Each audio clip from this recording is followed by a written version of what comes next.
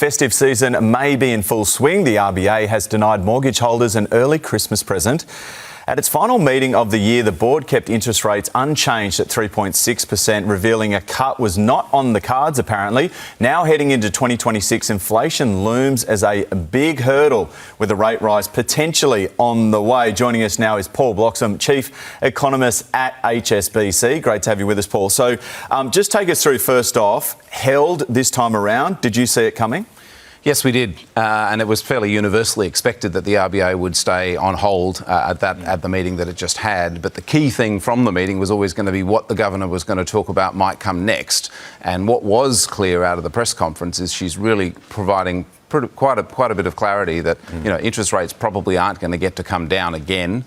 Inflation's already started to pick up. We're already in an economic upswing, and the economy looks as though it's already running at its limits, if not maybe a little bit beyond. So the big question is, when will interest rates have to rise? Will they have to rise? And I mean, our view is that 2026 we will see the RBA having to lift interest rates. So I think people should expect that interest rates aren't going down, and the next move is more likely to be up than down. The next interest rate announcement will be in February. However, the inflation rate comes out at the end of January.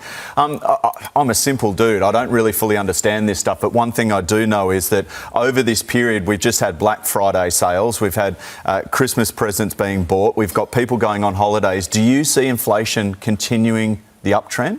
I think that we're going to see that some of the pickup in inflation has proved to be temporary. That there was a big acceleration in inflation in the September quarter, and the RBA is waiting to see just how much of that's temporary. I think some of it will prove to be temporary, but I think enough of it will be there that we don't get interest rate cuts from the RBA, and I think it will remain high enough and persistent enough that the RBA probably will have to lift interest rates in 2026. Jim Chalmers said yesterday that the rate cuts earlier in the year and last year haven't fully been felt yet. Do you agree with that? That's true. There are lags in monetary policy, so generally it takes a bit of time for the lower interest rates to fully feed through to the economy, and that would tell you that you're still going to get a little bit more support for the economy from the lower interest, rate cuts that have already come through. But if we don't get more rate cuts, of course we don't get more support, and if interest rates actually have to start rising, that's going to be something that will start to cool things down. It's going to hurt a lot of people. Thank you, Paul. Appreciate it.